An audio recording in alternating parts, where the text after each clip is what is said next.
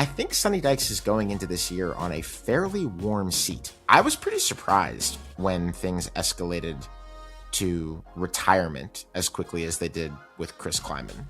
Were you? Sorta. Thank you, Lee.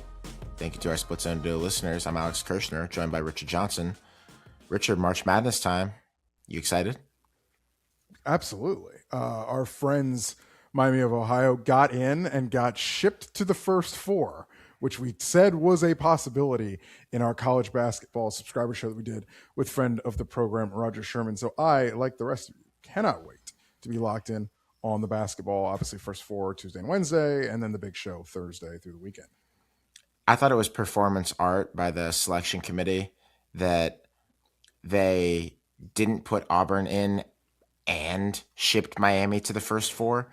That's well done. After the Bruce Pearl thing was setting up this potential final confrontation between the ambassador for all the overlooked mid-majors against the ambassador for SEC or Big Ten mediocrity, whose coach of the last 15 years or whatever was agitating against them on TV. They were going to get to settle it on the court, and instead Auburn out and Miami kind of disrespected by getting sent to the first four. So everybody loses. It's, hey, if that's how you're going to do it, I guess I respect it. Richard, would you have any interest in participating in a bracket contest with me this year? Yes, and I will be winning this year. What happened the last couple of years, it's behind us. We've learned from our mistakes. I will be taking the crown this year. Also, if one of us wins, what are we going to do with the prize? Does that just drop to the second place person? We cannot collect the prize. The prize you can't. The prize to be announced shortly will be, as you would anticipate, a little gift involving one of our dear sponsors. We do a men's bracket competition and a women's bracket competition. If you are one of the 4,000 people or so who is subscribed at splitzoneduo.com, you can participate in that for free. Going out probably Monday afternoon or evening. We'll have all the information. Just check your email or go to splitzoneduo.com. We would love to compete in basketball picks for you for mainly fun and bragging rights and little prizes for the winners of the men's and women's brackets. You know, Richard, like 2 years ago, we had a subscriber who finished in the 99.9th percentile of all ESPN brackets, missed like 2 games the entire tournament. Yeah, it was honestly insane. I remember like actively rooting for that person's picks as the tournament went on. She went nuts. Then we met her at an event in Nashville, and she just was on a different level. I have never been in proximity to a bracket like that. Ball knower. Yeah, it was major ball knowing hours. I've never been that close to perfection.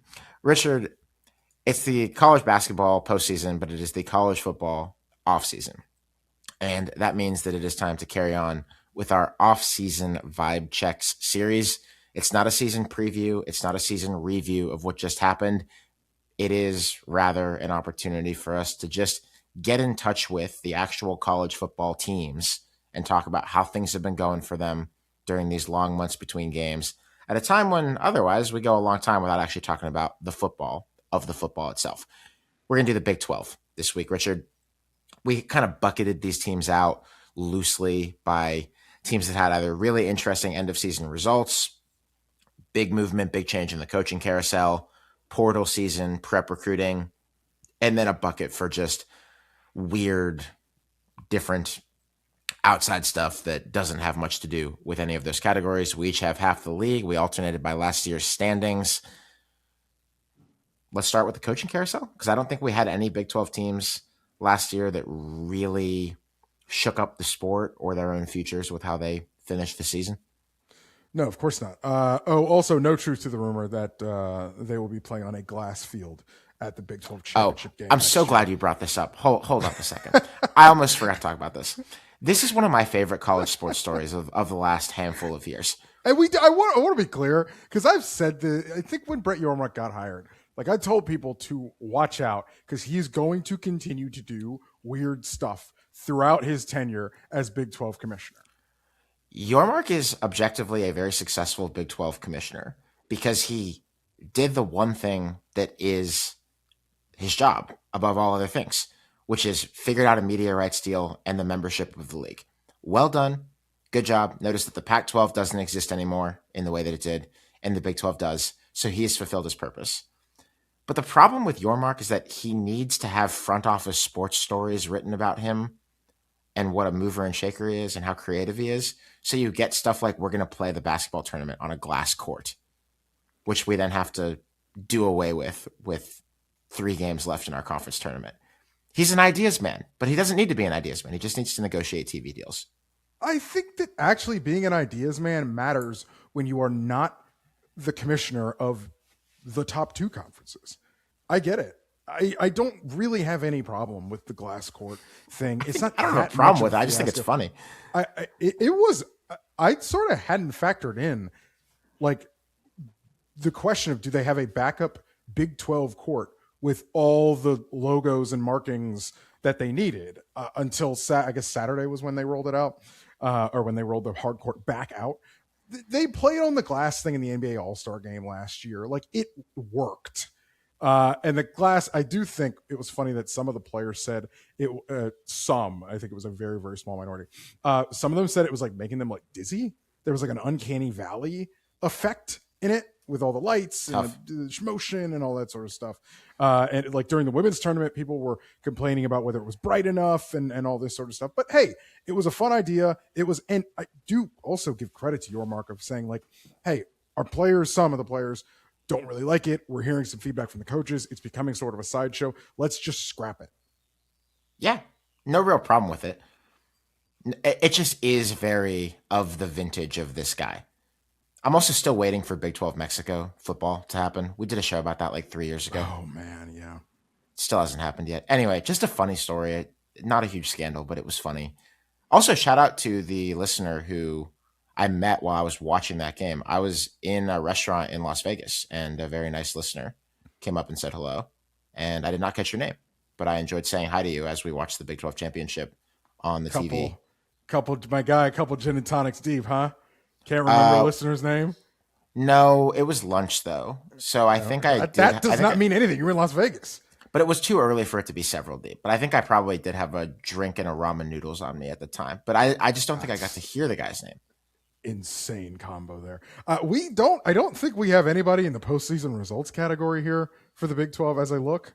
No, we don't. I mean, the Big 12. I mean, we can talk about the college football playoff if you really want. The Big 12, right, didn't really have much of a college football playoff appearance, though a game was played. They were physically there. Yeah. It was, I guess. It was, it was what it was. Let's start with the coaching carousel because there was a pretty busy set of moves in this conference here. I have Arizona State. Kenny Dillingham stayed put, signed an extension a couple days before Christmas to remain the head coach of the Sun Devils. But the timing, the choreography around that was interesting. So extension gets signed. By the time it gets signed, it's already basically public knowledge that Sam Leavitt is going into the transfer portal. Their starting quarterback, good player for them.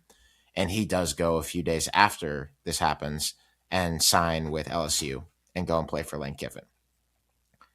Kenny seemed to be, Richard, holding out a bit on signing the extension until he got certain guarantees from Arizona State. And I think he got them. He's paid pretty well now. $7.5 million.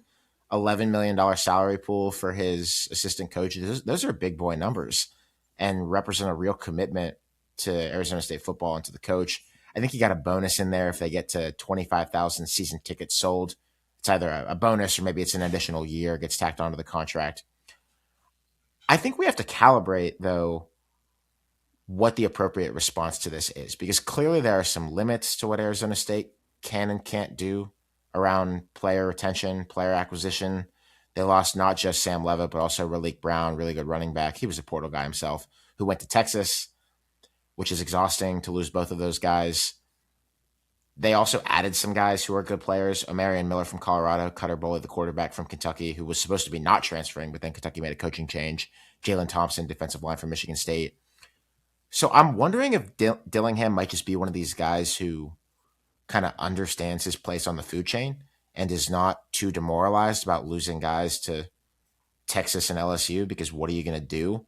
And we'll just roll with the punches and take who we can. If so, I think that's a pretty good way for a coach at Arizona State to do business. But I wonder what you make of all of the timing here and all of the good signals and bad signals that were kind of volleying back and forth about Arizona State over these period of a couple weeks. Yeah, I mean, Kenny Dillingham literally said Michigan's an unbelievable job with unlimited resources, with people who will do whatever they can to make it succeed. They want to see it succeed. In his denial that he like got an offer from Michigan or whatever, they went back and forth. I think he wants to make sure that Arizona State isn't going to backslide from the things that he's been offered. I think that, or from the things that he needs to keep it competitive with the top level of the Big 12. That's where you get to, what is it? He said, like, we need $20 million, or somebody just stroke a check for $20 million or whatever. It's a paraphrase. Yep. But like, he is constantly selling, and that's not a bad thing. He's in a crowded pro market city where he wants to continue to keep his program at the forefront of conversations because he's got to tap into a comparatively young donor base to try to raise the money that he needs. And that also borders into, obviously, the business community in Tempe, which in Phoenix, where he's got connections because he's from there. So saying something like, we need somebody to come stroke a check for $20 million. Well, that person probably isn't out there, but will and have somebody stepped up and stroked a $5 million check, I'm sure, because of this. Like, someone did, apparently. Dillingham said in February. Oh, I didn't actually know that. He said, I went on a rant about an 8-figure donor one day, and we got somebody very close to that to help with the indoor already. Somebody who's not naturally associated with the program, but somebody associated with the Valley. So that's trending in the right direction. So reading between the lines here, I'm assuming that something in the $7 to $9 million range seems like it came in. That's not 20, but pretty good. Little south of 20. Right. You have to learn how to read south of, north of verbiage to understand college football money at this point. So he might be pretty good at pounding the pavement and getting money together for Arizona State. And I think he might be sincere about really liking it there and it being his home and living near his sister and parents, which he's talked about. These are usually the kind of things that college football coaches say before they leave jobs. But in Dillingham's case, sign the extension. So I think I'm drinking whatever he's selling right now. Yeah, all right. Let's see how long he sells it in Phoenix. Utah, Richard.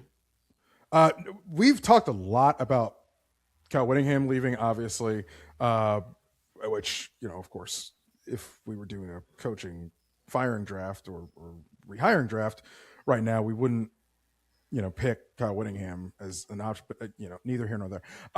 Beck leaving as offensive coordinator, also big deal. But one of the things I don't think we've talked about is offensive line coach Jim Harding is also gone from the Utah Brain Trust. He went to Michigan as well.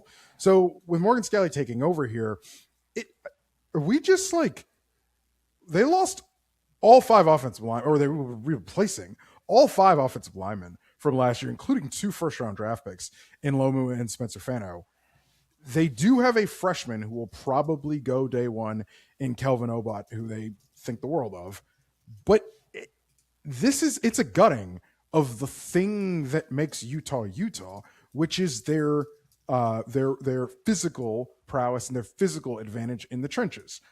Will they have big guys who can play up front in front of Devin Dampier next season? Sure.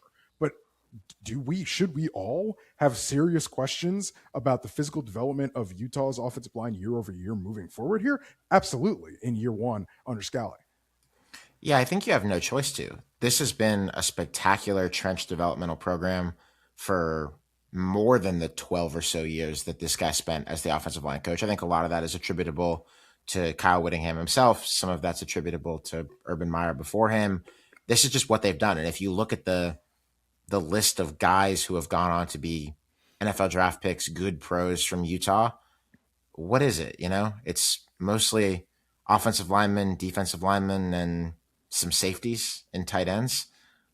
Not coincidental, One of the tight ends went to Michigan too.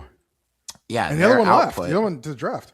their output of great players has been along those areas. You just look down the list. They've had a couple of other guys get picked in recent years, a couple cornerbacks here, a punter and a kicker, obviously, here and there. But that really is just what they develop and what they've done well.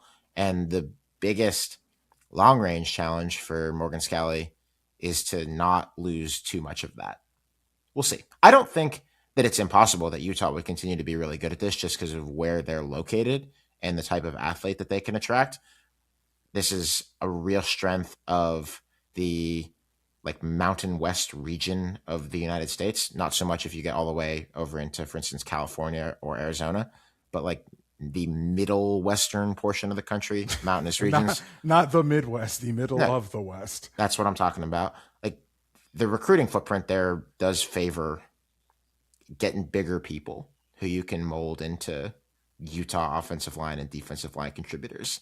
But I think the returns on that one, Richard, seem like they're going to take a while to evaluate. John Henry Daly, by the way, on the defensive line, massive, massive loss. He was a great player on the other side of the line of scrimmage for Utah.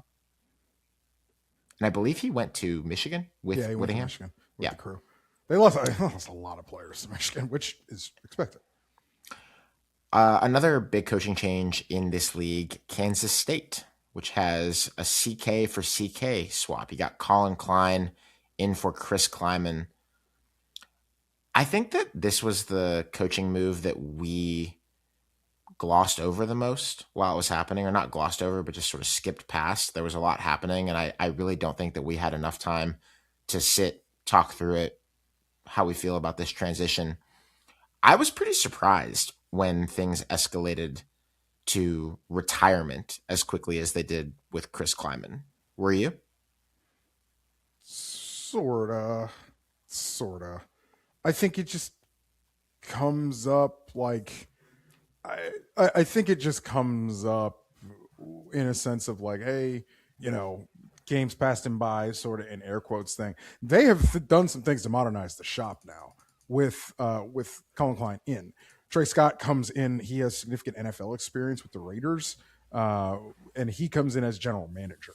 So they're pivoting this to the air quotes new model, NFL model, whatever you call it, in Kleiman's absence.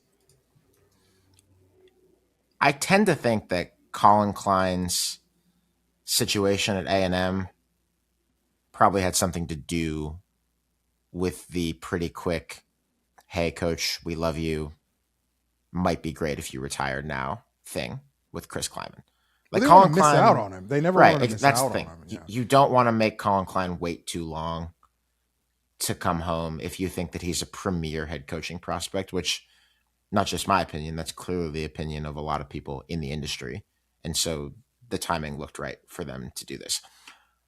How up are you on Kansas State going into 2026? Probably less than you were going into 2025. Yeah, because I whiffed on them. Yeah, I whiffed on it in the 25 season like so many of us did. And I think some of it, physical disadvantage, Avery Johnson not taking a next step. Still there, which actually isn't great. You'd kind of hope he would have been gone by now if things were going well. Yeah. That one's wild. Lost your best edge rusher. It's some things that don't fill you with a ton of excitement. Player developmental story that I'll be watching for them as we get into fall camp discourse in a couple months is that tight end Lincoln Cure, who's the highest rated recruit in program history, was a true freshman last year, played a bit, didn't really have much going on as a true freshman. Does he become the guy for them in the way they haven't had on offense in a couple of years at this point? That will be a very, very important thing to watch for Kansas State as we get closer to actual football. And Richard, a school that is on the coaching carousel list but did not fire its coach or change head coaches is TCU. Yeah, TCU. Kettlebrow's out to South Carolina, which I keep forgetting. Josh Hoover, quarterback, also out to Indiana. I like Hoover as a player, as you know.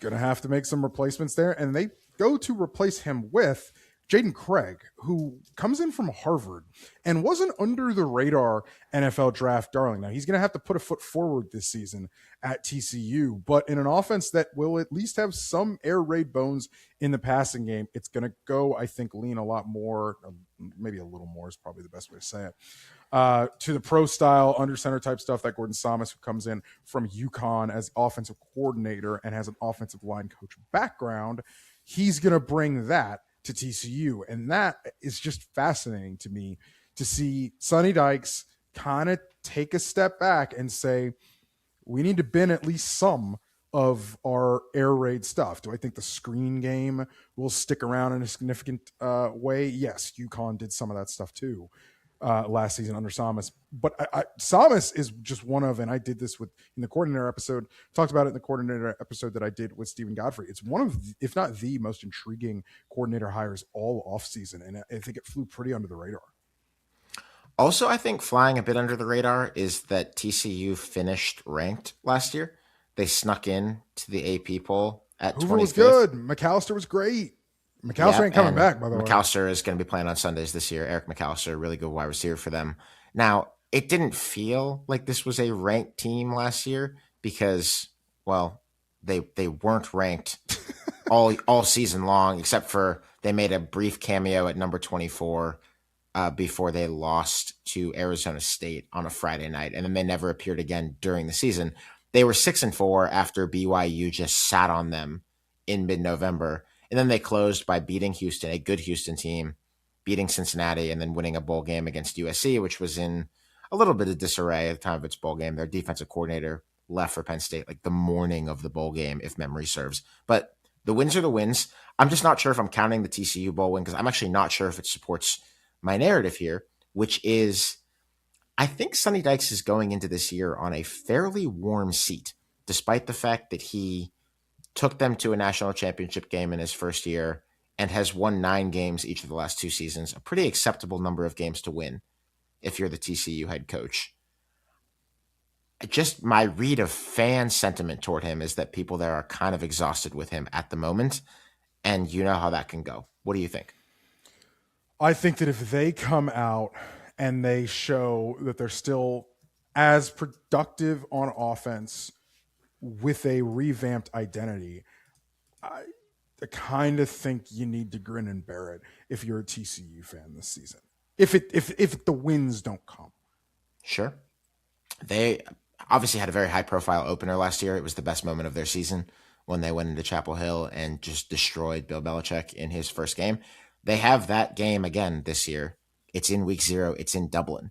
So that will be a bit of a discourse bowl, especially if North Carolina loses. But I think also if TCU loses that game, it's going to be a long flight back to DFW or Love Field, probably DFW, given where that campus is, if they do not win this game.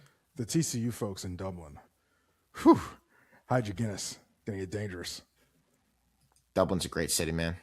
Great I had a great time. I had a great Yeah. time in Dublin. Yeah, I have meant to get over there again in life because I just thought it was such a fun city to go around for a few days. So if you're a fan of a team that is playing a college football game in Dublin and you're a little on the fence about making that flight, it's got the Split Zone Duo seal of recommendation. Great city to check out.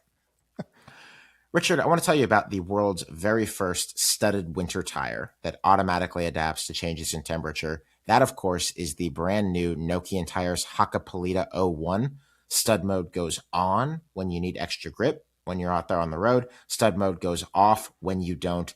It's a new era of winter driving from Nokian Tires, the inventor of the winter tire. Obviously, we trust Nokian Tires to get us where we need to go. We think that would be an excellent decision for you if you wanted to do the same thing. If you're in the tire market anytime soon, go to nokiantires.com/01.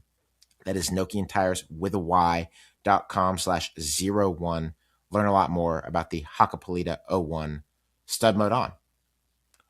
Richard, transfer portal season. Arizona, bad situation right now in the defensive backfield. Just a gutted secondary. I mean, it's 4 all-conference players have to be replaced. They added 7 players in the portal, a couple from high school. That's just the thing to note. Noah Fafita is again back, which Noah Fafita is a guy who's just been around a long time. I don't think Noah Fafita is actually at the bounds of eligibility pressing. Arizona specializes in this kind of quarterback who comes in and takes the sport by storm, and you think, wow, what a run this guy's going to get on, and then it's never that good again. Do you remember Khalil Tate? Of course you Oh, do. I do. Of course I do. Different type of quarterback. Fafita isn't doing it the same way, i.e., not just running around out there and making things happen that way. But I do feel like this is coincidentally, and obviously under different coaching administrations, the second time that we've had this happen with an Arizona quarterback since we've been covering the sport together, where you look like you're going to have more runway than you do for things to just get better and better and better. And then some cold realities of the business start to set in. And Tedero McMillan goes to the NFL as well. Ismail Mahdi also, well, not also, obviously, Ted McMillan was the year before, but anyway, Mahdi gone to the draft, by the way, of note. Indeed. Also, a quick note, actually, while we're on Arizona, this is a great spot to mention that this is a huge week for our friends at Home Field. They are going to be watching March Madness just like you are and dropping throughout the NCAA tournament, both NCAA tournaments, all kinds of new merch for teams that win games, for teams that have big moments in the tournament. You should keep your eyes peeled at homefieldapparel.com, the absolute best in the business for comfortable, vintage-inspired, officially licensed college sports apparel. Best in the world doing what they do, and this is a time of year where Home Field really, really shines. Homefieldapparel.com and watch all of their socials. Richard, I have Cincinnati here. I think this is a teetering situation for Scott Satterfield at Cincinnati.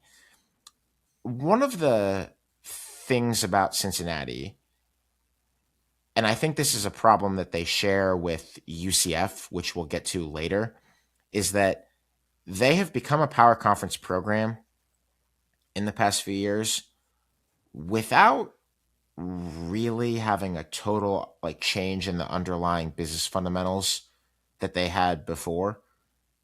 Like Cincinnati was a very successful Big 12 program, or excuse me, American Athletic program, obviously before that in the Big East, and they moved to the Big 12, and now you collect a Big 12 media rights check. Okay. But Cincinnati does not have, in the same way that BYU does, for example, or even in the way that Houston appears to, people who are just stroking checks that are allowing these guys to compete with not just the blue blood programs, but with like the upper middle crust of the power conferences in roster acquisition. I just don't think they have it like that. And I think we saw a lot of that in the portal cycle for them over the past few months. I'm not even a very big Brendan Sorsby guy, as you know, if you've listened to the Sunday Hurry Up over the last couple of years. Let him go to Texas Tech. Absolutely. Moneyball that one by all means. They have a redshirt freshman, former 4-star, who I think they're going to try to develop and play in that position for them this year. And that makes all the sense in the world to me. But they just kind of got picked over in a lot of different areas. Evan Pryor, serious running back for them. He is at Florida, your alma mater now. They lost, I think, 3 or 4 other starters in the portal who, as best I can tell from my own reading and research into Cincinnati, they preferred to keep, because when they left, there were words like, teams were sniffing around these guys rather than, you know what I mean? Rather than like he was buried on the depth chart and he left. You know, it's like, guys who every other school can see playing and comes in and kind of woos out of your roster. I'm sure with no tampering or anything like that. And Satterfield has been unusually blunt about their money challenges. Like when Sorsby was going into the portal, the reporters asked him at bowl practice, like, do you think that you can afford your own quarterback? And he said, probably not. And he was explaining what we all know talking on the show and what you know listening to the show, which is that you can tell who really has it by what happens in portal season. And I think this is a talent exodus program rather than a talent influx program. And I'm not seeing exactly why that's going to change in the near future. On3 does a calculation for portal classes where they take your guys out and your guys in and do a bit of a net ranking. And they were 14th out of 16 teams in this conference in that department, with the only 2 behind them being Utah and Iowa State, who had coaching changes. And we'll talk about Iowa State in just a second. I'm not saying that it's over or anything, but it does not feel like the trajectory is positive. Yeah. I think that's pretty fair. Also, Dante Corleone coming back. It's Still, something. wow, I didn't realize that. No, yeah, he's not coming back. So this is a situation where I think Yeah, he's not coming back. Sorry, he's Not not coming coming back. back. Thank you. I was assuming he had been moved into the NFL. Yeah. The other thing that I just think you have to consider that this is an era change in Scott Satterfield to Cincinnati. It's if Sorsby and Corleone were the building blocks or the foundational blocks of what they had built the last couple years, and they hadn't been so good, they're now gone. And I don't want to say it's a blank slate, but it's a pretty big course correction and a pretty big make or break year 3 as you're kind of setting it up. Yeah, and he's never been the most popular coach with his fan base of any South that we've Carolina looked at. thing years ago. Yeah. Yeah, I mean, he came in from obviously a run at Louisville that had gone a little bit stale, and Louisville fans seemed to be pretty pleased when he left. He immediately goes 3-9 and 5-7. And last year was his best year. It was his best team he's had at Cincinnati. There was a period in the middle of the year where that looked like it was one of the best offenses in the country. That didn't last. So yeah, I suspect that he's going to appear somewhere pretty prominently on the coach firing confidence draft when we get to that in July or August. And we call this the offseason vibe check. And I would say the vibes right now are trending down. Iowa State, Richard, new head coach, a lot of new players.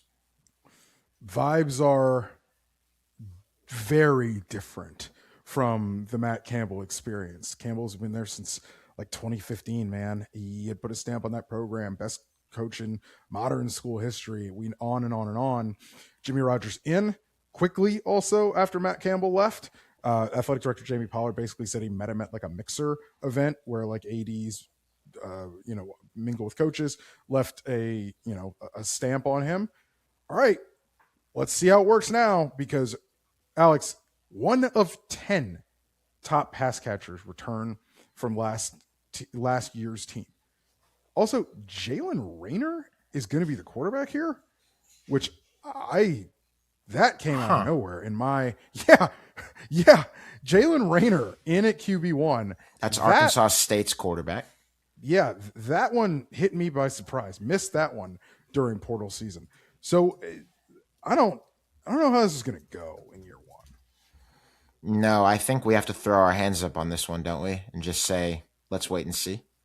Yeah, I mean, you're losing probably both the running backs from last year too, right? One of them is with Matt at Penn State. You're losing a tight end from last year's team with Matt at Penn State. Like you're losing a whole bunch of brain drain going on in that locker room. Arkansas State, by the way, last year I think hosted Iowa State in one of those odd games where a power team goes to a Sunbelt stadium and gave him a decent run too. Arkansas State wound up losing that game with Jalen Rayner at quarterback by 8 points. But from what I remember and what I'm looking at on the stat sheet, Rayner comported himself okay, not great. No touchdowns and a pick, 222 yards on 33 passes. But I'm guessing that someone at Iowa State, even though it's a changed coaching staff, probably took a look at him in that game and thought, let's keep in touch with him down the line. And now he's the quarterback. Funny how that can happen. Baylor, Richard, now has DJ Lagway at quarterback. I mean, that's the obvious storyline. Can DJ Lagway resurrect his career much closer to home than Florida? It was a lost year for DJ Lagway 2025. He is not the first 5-star, look like a number 1 pick trajectory quarterback to fall short of expectation. But this is, I think, hopefully for him, just personally, a rebirth story and something of a nice story. And hopefully for Dave Aranda, it is too, because I think we understand what time it is for Dave Aranda. A problem for DJ Lagway, however, is that your favorite pass catcher from last year's Baylor team ain't there anymore. It's a similar situation like Iowa State. I think we loved Baylor's pass catching core from tight end all the way outside. They are gone now. All of them. All of your favorite players from that Baylor offense are gone. And they came into last year with like 4 or 5 options who you would think, wow, this guy could be one of the best pass catchers in the Big 12. And you remember the Auburn Michael game Trigg was. The Auburn game, for instance, where they like absolutely blew the doors off on offense. It was a really fun game. So it's yes. Still lost, but yeah, that was fun. And their tight end, Michael Trigg, was just a target magnet last year, and he was a good player. I also have this question of who is DJ going to throw to. I'm guessing that Dave Aranda has an answer in mind for that question, but a little bit less apparent from the outside as you look in this year versus last year. Colorado, Richard, you Oh have well, in the. Oh, go real ahead. quick on real quick on Baylor, just quickly to note, and this is a Aranda specific thing on defense. It's been years since LSU. It's been years since Baylor under Dave Aranda has been good on the interior, on the defensive interior. Probably 2023. One or two. Well, yeah, One or two, 22. probably. Yeah. Um, since then, it's been tough sledding, and a lot of it is because of the defensive interior. They get a big pickup in Hosea Wheeler from Indiana. Garrick Ponder also in from Southern Miss to sort of plug the interior for Baylor. That is I don't even know if under the radar is the way to say it, because their interior defensive linemen probably by default you say under the radar, but that's the storyline to me outside of DJ Lagway with Baylor heading into next season. Yeah, Baylor under Dave Aranda in defensive SP plus starting in 2020 has gone 46th, 18th. That was the Big 12 championship. 43rd, 103rd, 63rd, 110th. Shoo. So the last year in which it wasn't terrible was 2022. And it's interesting that you mentioned those trench guys. The name that I always remember from the early Baylor teams was Siaki Ika, the defensive tackle, who I've talked about there before. That guy was an anchor for them. Just classic, like Vince Wilfork, Casey Hampton type of defensive tackle who just took up space and made things really hard on the opposing offense. And they have not had anything even remotely resembling that in the past 4 years, 3-4 years. So something's got to change. And I think Dave Aranda pretty clearly has reached the same conclusion based on how he's approached this offseason. Colorado, Richard, you mean to tell me still not really taking high school recruiting all that seriously? Well, I don't think, no, but I don't think it's as much that as the year that they did last year. So Julian Lewis, the quarterback that they brought in, as we know, but Colorado's offensive line has been the through line worst position unit on this team, whether it was Shador or last year with the Staub, Smith, Caden Salter experience. So Jordan Seaton, your franchise left tackle, is gone. He's at LSU now. He was the bona fide good player pretty much from day one at Colorado in 2024. But they added Carday Smith and Chauncey Gooden as two big prep players in last year's recruiting class. Carday Smith is gone. He's at Memphis. Chauncey Gooden is here, but can he crack the rotation? He played a lot in kind of their last like 3 or 4 games last season I read up on. Is he going to crack this rotation that's probably going to be a new starting 5 in front of Lewis?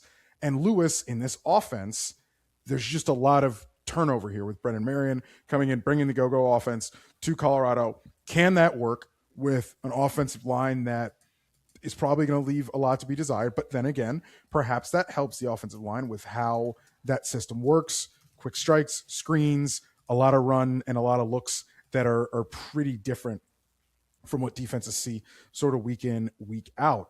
One thing that I did note that I had not realized, Danny Scudero is at Colorado at wide receiver. That's the last year's amazing San Jose State receiver.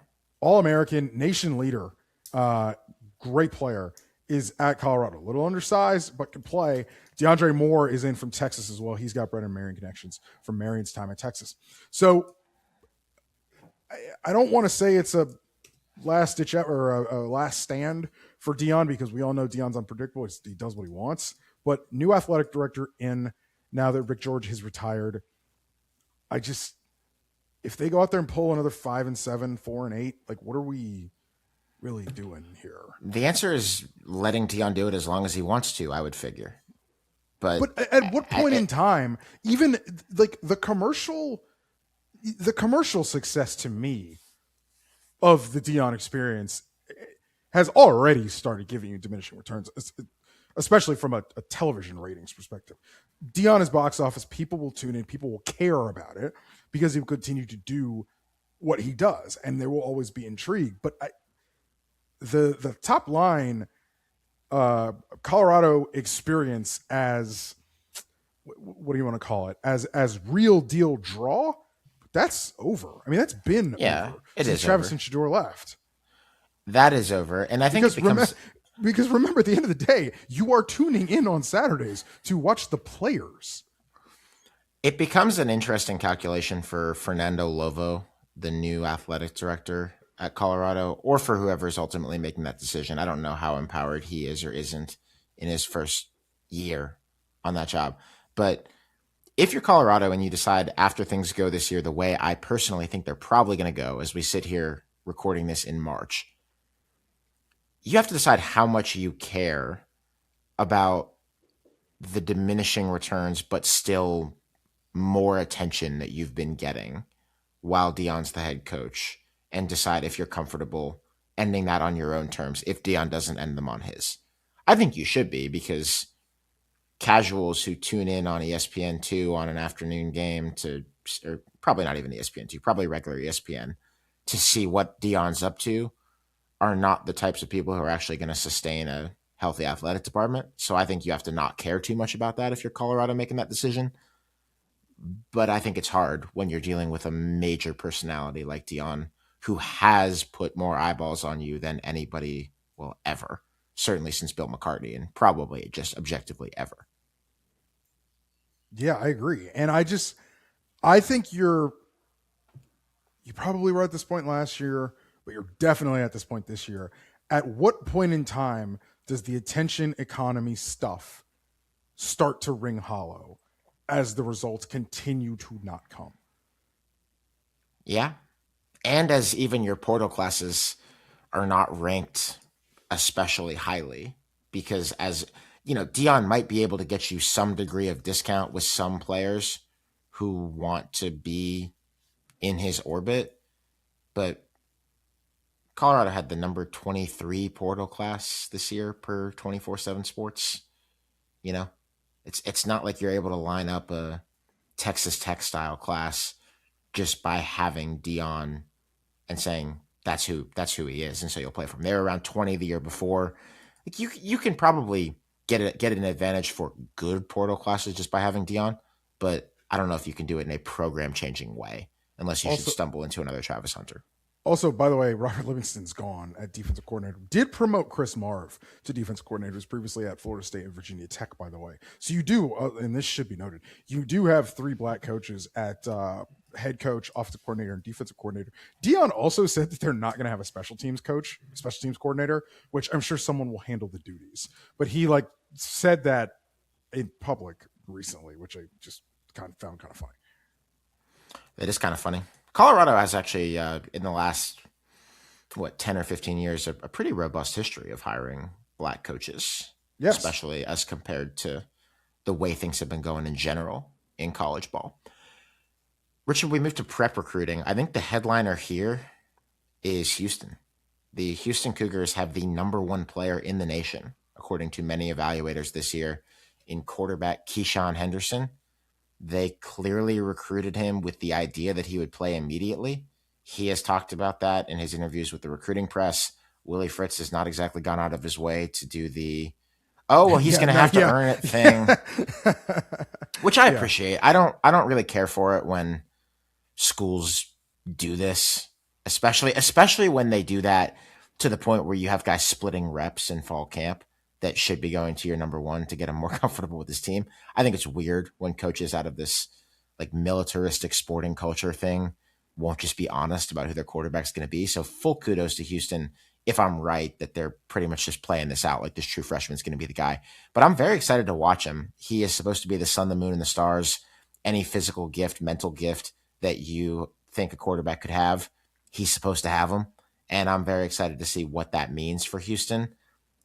I think that because of the nature of a quarterback recruit like that, I think that he fundamentally changes the upside case for this program as a team that, who knows, could maybe challenge sometime in the next 2 or 3 years to actually win the Big 12. They were mathematically alive for it until very, very late in this past season, where they finished with 10 wins and ranked. So I'm excited about that. I also like what they did in the portal. We've talked a few times about Makai Hughes, the former running back of Fritz's at Tulane, who was a complete bust, never got on the field for Oregon last year. One of the more surprising mismatches, portal whiffs of the year. He reunites with Fritz here, and I think is going to be, I thought this last year, but I think is going to be serious for Houston this year. Fritz has talked about him like he will be when he's given interviews to reporters about having him back in his program. Added some other guys, and I think they've gone about this in the right roster construction way, taking guys from good developmental G5 programs that produce a lot of players and have a record of on-field production that looks like it should work in the Big 12. Get a big offensive lineman from Toledo. They got guys obviously from the current Tulane team as well that just won the American, guys who maybe couldn't go with John Summerall to Florida, but wanted to go somewhere else that was up in the sport and reunite with a familiar face. So a couple of those guys are here with Willie Fritz.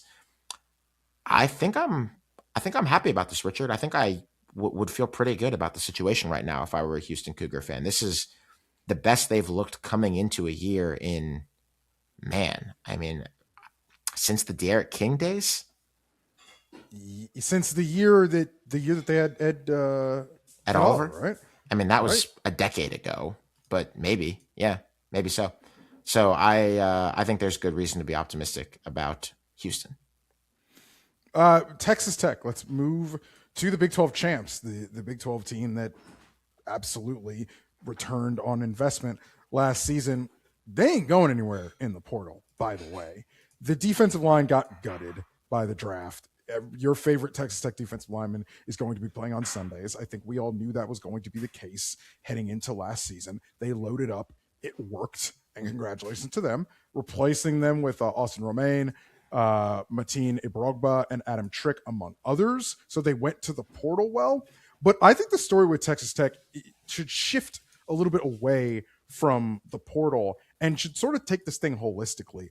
They're leveling up in high school recruiting to the point that they are, I think, slowly, year over year, turning the dials a little bit away from portal merchants and more towards your relatively normal high school foundation built team, especially they're in Texas, for God's sakes. So Brennan Sorsby is the bridge to Will Hammond at quarterback, who is you would imagine you get 2 or 3 years of production for him, to 5-star Kavian Bryant, who is coming in currently in 2027. They had a franchise left tackle who they swiped from Oklahoma last year in prep recruiting last year, Felix Ojo. So there's a 14th ranked class here, prep wise, that is a step up from where they usually are. They normally are in the 30s and the 40s in prep recruiting. I think if you take a look at it, you can really start to see that Texas Tech's changing a little bit about how they go about their business here. Also, I give them full credit for this. I think it's smart. I think it's savvy. That portal class last year, I think they leaned heavier on portal last year because you could front load before the House settlement rules went into effect. This year, it's you know, not to say that the College Sports Commission is a especially powerful rules enforcement body. As everyone knows, all kinds of deals are not being regulated through that place the way that they are technically supposed to. But still, I think it was easier last year to just do whatever you wanted as long as you did it before, what was it, July 1st or June 1st of last year. This year, I think it's a little bit harder. And I think Texas Tech is really smart about this stuff. In fact, I know they are specifically. This came up with that really good softball pitcher who was involved, who led them to the College World Series final last year. They were keenly aware, and they talked about how aware they were of the calendar nature that was unique to 2025.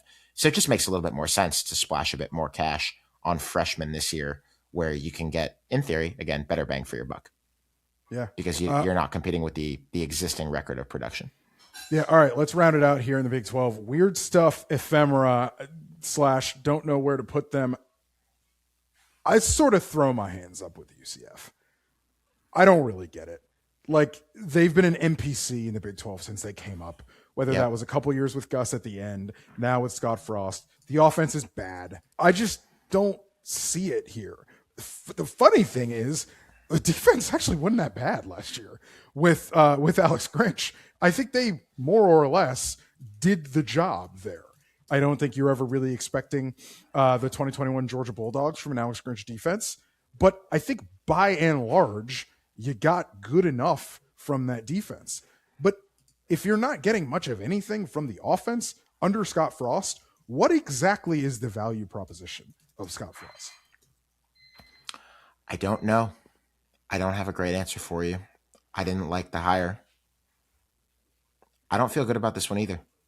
And although I think it's funny that you said NPC because maybe it's just that that's become an overused term, but I had It the is. It exact same. has. I had the exact same thought about them. Really? They've just felt like a non-entity in this league. Yeah. I There's a also dog. I wish I had more. I wish I had more, but I don't feel like this is going in any particular direction right now. Literally, like I don't think it's likely to crater and they're going to go like 1-11 some year and be one of the most embarrassing teams in the country. I think that would actually be pretty hard to do given the geographic access to talent and the fact that they are in the Big 12, which is upwardly mobile, which has a lot of parity. I think there's a floor on how bad this could get, but I'm not seeing, ideally, you'd be able to say about any team in this league, oh, I see the path. Like within a year or two, they could be contending for this league, especially while Utah is in a time of transition. And I think you could squint and say that about most of these teams, but be really squinting to say it about UCF. There is a dog that got the car notion to this here, I think. You're in a power conference. Congratulations. Now what? And this is bordering on year 4, I think, in this league. Year 3 in this league. And I just hasn't really been much of anything. No, it hasn't been. I think they probably had slightly higher ambitions than even the Big 12 at a point. I think that UCF thought that, oh, like we could be, maybe this is too strong, but I think that there were UCF fans during the height of like 2017-18 who thought, oh, we could be an SEC team or we could be a high end ACC team, maybe on the more delusional fringe. I don't want to paint the whole fan base like that, but I don't think that they envisioned, we'd be a 4 to 5 to 6 win team in the Big 12 when they thought about what does a power conference existence look like for us. And I don't currently see the path to them being a lot more than that. Richard, I have BYU here, and I'll do a bit of a non-football digression, but it will have obvious football consequences. Their leading wide receiver, Parker Kingston, was expelled from the university in February after he was arrested on a felony rape charge. This is the second offseason in a row that a prominent BYU player on that offense has been off the roster in the offseason after an allegation of sexual misconduct. This one is a criminal matter, unlike the civil matter involving Jake Retzlaff last year, where the parties agreed to dismiss the case with prejudice, meaning it couldn't be refiled. Retzlaff found his way to Tulane, went to the playoff with them, and BYU obviously was more than fine with Bear Bachmeier at quarterback. This is a different matter, completely separate circumstance that has reached a criminal proceeding that the Retzlaff case never did. It will, of course, have football ramifications as well when the time comes. So BYU, once again in the offseason, with a very surprising loss of a player that they were set to depend on a lot over the course of the season. Don't have much to add other than that right now. Where this case goes will be something we'll obviously be following, but this will change things for them. Feels a little cynical to be talking about it in football terms, but to the extent that we will, I suppose it's less disruptive than losing their quarterback in July, which is what happened last year, but still a major change of plans moment for BYU's offense that they were not expecting when they came into this offseason. Elsewhere in the ephemera section, onwards to Kansas. It's sort of plateaued at Kansas, I fear, with Lance Leipold, but they are getting the band back together. Andy Kotelnicki leaves, and you think he's on a specific trajectory to head coachdom very soon after he leaves, and then it never got going at Penn State, as we know now. Obviously, James Franklin and that whole band are out, and now he's back as one of the more intriguing offensive coordinator additions in the country. And Jalen Daniels, however, is not back. Jalen Daniels is out of eligibility, we think. In any event, he is not on this team. So what are they going to do at quarterback? Cole Ballard, long-term backup, is still in this room. He is the vintage backup scenario. 3 years as a backup, was QB3 at one point in time because Jason Bean was there. giving you snaps when Jalen Daniels was dealing with his health issues over the last couple of years. So there are other quarterbacks in that room as well. Chase Jenkins is a Rice transfer who you would imagine marries very, very nicely with what Kotelnicki wants to do with a running quarterback. I would imagine Jenkins is at least has a package contribution to this offense moving forward this season. And then also Dylan Edwards is on Kansas right now. Didn't see that one coming. Back in the state of Kansas. Well, yeah, he's back in the state of Kansas. He's just on the other side. At a different place, different side of the Sunflower rivalry. Yeah, so that would be now Colorado to Kansas State to Kansas. No, you're correct. Actually, it's funny. My brain is going to mush, but I'll just leave this in with our dear producer, Anthony Vito. I think that I remember Dylan Edwards going the opposite way. I think I remember him starting at Kansas State, then going to Colorado. It was the exact reverse of that situation. It was Colorado, then Kansas State. Yeah, there was like something of a notion that he was like literally cut off. Like that, like his, when he decided to transfer, like his NIL got cut, and like this was a storyline. When he transferred from Colorado or from no. When he transferred from Kansas State, when he sort of announced his intention to get in the portal, like he had to return like cars that he got. I remember this being a storyline in December. Yeah, he had also been hurt since the Dublin game last year. He had an ankle twist in week 0 and only wound up playing in 4 games, and things were just never the same. So hopefully more success for him on the other side of that rivalry. Richard, I wanted to put Oklahoma State down here in the weird stuff, non-football stuff section, even though this is all football stuff, because what I'm trying to figure out is there more to the Oklahoma State offseason and to how we should view this program going forward than here's Eric Morris and Drew Mestemaker, head coach and quarterback. I don't think so.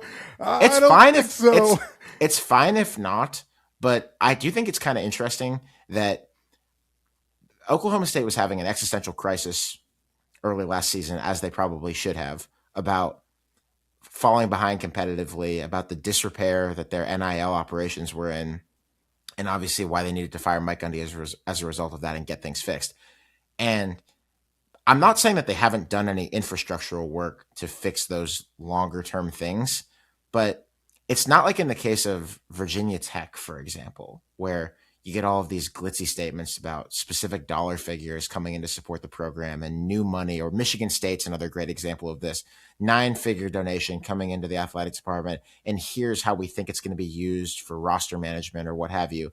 Oklahoma State, all of the noise they've made is pretty much just, we hired Eric Morris and got Drew Mestemaker, which is fine. It was the number 1 offense in college football last year at North Texas. But I am wondering what else they're doing, because they've been pretty quiet about it. Well, the what else is on the offensive line specifically. They're bringing a ton of offensive. They're bringing in like double-digit North Texas transfers. It's not just Drew Mestemaker. It's Drew Mestemaker. It's a whole import. Yes, yeah, it's Drew Mestemaker and the boys. But what I think is important here to note is that this was the worst roster in Power 4 last year. I think you can pretty confidently say. Now, Oklahoma State, has made it pretty apparent that they are going to be competitive with the top of the Big 12 now as far as roster spending is concerned. But I really don't think it goes much deeper, Alex, than Mestemaker in, North Texas guys in. There's probably some Adwater instant impact to be had here. The real question will be what happens when Mestemaker leaves to go to the draft next season. Great question.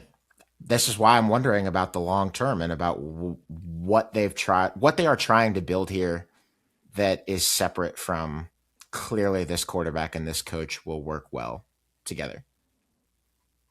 I don't know. I don't know. There might not need to be one, because I think with those two together, your floor has gone up considerably. Like they are not going to be the worst team in the Big 12 this year. They can't be. It just won't happen. It's sort of impossible for them to be that bad.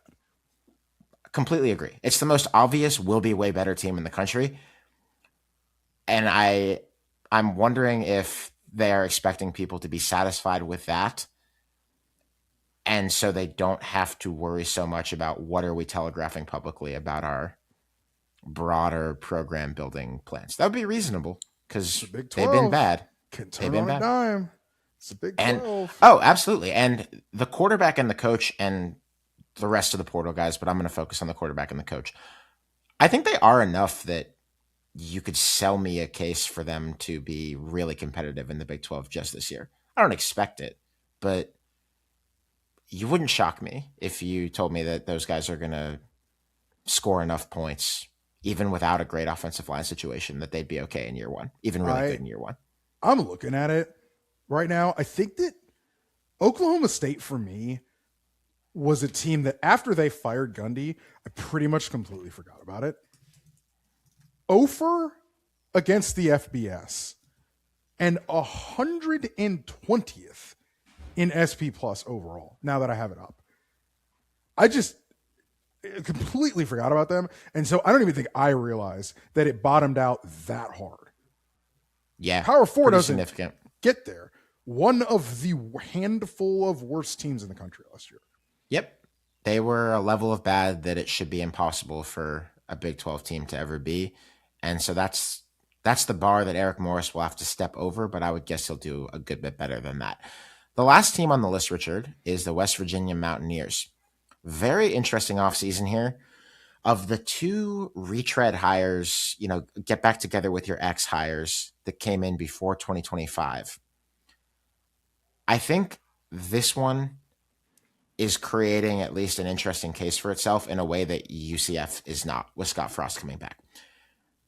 My understanding, based on what Rich Rodriguez has said publicly and based on who they're getting in the portal, is that West Virginia is one of the teams that has made a meaningful step forward in the financial pecking order over the last handful of months. Seems obvious to me, and I don't think they're lying about it, that they have more money to get players than they did even last season. The most exciting player that they added is Cam Cook, who was Rodriguez's running back at Jacksonville State 2 years ago, and then stayed around at Jacksonville last year and had another great season, and now comes with Rich Rod to WVU. But this is like a 40-man roster turnover, like roughly 40 in, roughly 40 out portal-wise, just portal-wise alone for West Virginia. And Rodriguez was talking at spring ball. I saw this reported in the Smoking Musket that the big thing for West Virginia in this offseason has been trying to get guys from 1-year deals onto 2 and 3 year deals. Because they understand that they are at a station in the sport where they're going to get left if they don't have a buyout gate for players to go. And so they're trying to get to the point where they have the financial might and where the program is on stable enough grounds that they can get guys to lock in for 2 to 3 years at a time and not have to do, because this is the second off season in a row of, I think, at least 40 plus turnover because they had a coaching change last year. Yeah. And so to do it a second year is pretty extreme. It doesn't mean that everything's going to go badly. Like, we actually just talked about Eric Morris at Oklahoma State. Eric Morris had this thing going into his second year at North Texas where they had a massive roster exodus. And I remember having our friend Shahan Jayaraja of CBS Sports on the show a couple of off seasons ago and kind of raising an eyebrow, like, what's the deal? Usually you would prefer to have flushed the roster and gotten it right the first time and not have to do it into year two. But I think in the context that I've just laid out about everything that West Virginia is trying to achieve financially, it seems like maybe less of a red flag than it otherwise would. So they got a little something going here, a little something. I don't expect them to compete this year, but I do think they're going to be more interesting than they've been in a handful of seasons. That's a quarterback figure out situation. I don't know if me and you talked about this. Added Michael Hawkins from Oklahoma, quarterback, which, like, okay, sure. If we're running back 2007 and we're doing it funky with the zone read game, then I get it. Makes sense. But they do still have Scotty Fox is on the roster. I can't remember if he's a runner or not, but Scotty Fox is still on this roster from last year. Every West Virginia quarterback from the past few years has to be at least a little bit of a runner, or they might get seriously hurt. I think that's a fair way to put it. I mean, that was what they had at least 4 guys throw passes last year, at least. And then Max Brown also here from Florida, and by way of Florida and another stop. So we'll see in that quarterback room. We'll take a reason for some optimism after there hadn't really been much showing up in the first year. Also, I said at least 4. They had 6 players throw passes last year, but one of them was a wide receiver, Cam Vaughn. So Let we me won't count him. let me ask you. So we just did this entire thing on this league. And looking back on it, the vibes are highest on Texas Tech, Arizona State, BYU overall, not specifically with the stuff that you mentioned. Other than that, somebody's going to have to come out of nowhere. Houston. Other than that, someone's going to have to come out of nowhere. This seems to me to be, we got a lot of time before we get there, but this seems to be a thing where we may need to recalibrate on the, whoa, zany Big 12, any team can do it, a lot of parity, to maybe there's some that have kind of lifted and separated here from the rest. Because the bottom of the league can be pretty bottomy, as we've seen. It can be subterranean. I think out of the 16 teams, there are not more than a maximum of 4 that you could say have unambiguously happy vibes right now. Then there's a lot of middling, a couple, what are we doings? And that's about as bad as it can get in the offs. And then whatever you would say the Cincinnati and Colorado situations are in the spring. It's April. Yeah. Would you say that there's a better than 50% chance that the Big 12 champ 9 months from now is Texas Tech or BYU? Would you take those 2 over the whole field? Yes. Or Houston. Give me Houston. Well, all right. So now you're taking those 3 teams. That's still fairly dangerous. Like you wouldn't have. I don't think Texas Tech was many people's odds-on team last year either. Though we were taking them seriously. To have been, right? No, I go back to our Big 12 preview. We talked about the goal should be make the Big 12 championship game. They were in that pack of 4 or 5 teams that you could look at, but I don't think they were anything resembling an odds-on favorite going into last year. And this year they'll be closer to that. But yeah, check back with me in August. Maybe it is time to go a little bit away from the, what a zany parody-filled league this is. I also think that they have, and this makes sense because of their station in the sport, the Big 12, they have the ACC's ability to have a deeply underwhelming champion in an ecosystem where the champion is guaranteed to go now. Not like last year where they most likely probably was going to get in. It's a guarantee situation now with how the contracts for the college football playoff are set up. Did you get a look at Texas Tech's non-conference schedule next year, by the way? No. How good are we talking? We don't usually do schedule gate. No, we don't. In Vibe Check, but it's just this one is a work of art, maybe exceeding the Indiana levels of doing this. They open with Abilene Christian, which actually I believe almost beat them in Lubbock a couple years ago. At Oregon State, and then Sam Houston is their non-conference this year. 2 in-state FCS. Sam Houston, as you know, is not currently. Jesus, yeah. Leave it in. But yes, spiritually, yes. 2 teams that until very recently were FCS. Yeah. Yeah. Wow. Okay. All right. Okay. I mean, Texas Tech has its eye on a very specific prize. Oh, also one Texas Tech thing that I don't think we mentioned on this episode is that Quentin Joyner, the running back who did not play at all last year, is sounding like he's back as of the summer, and he's going to play for them this year. Meant to mention that when we were talking about them and did not because we were talking so much about recruiting business. But yeah, maybe I would take Texas Tech pretty close to odds on in the league this year. Yeah. Anyway, Richard, that's our Big 12 Vibe Check. If you're a Split Zone Duo subscriber, we would love it if you would play on our bracket competition. And if you're not a subscriber, we would love it, frankly, if you became one. You can do so at splitzoneduo.com/subscribe. And we will see you all very soon. We're going to have Vibe Checks the next couple of weeks for you as we continue on with our off-season series. Thanks for watching this clip of our podcast. You can listen to the complete episode by clicking the link in the description or by visiting splitzoneduo.com. We put out new episodes every week, and we have bonus episodes for splitzoneduo.com subscribers.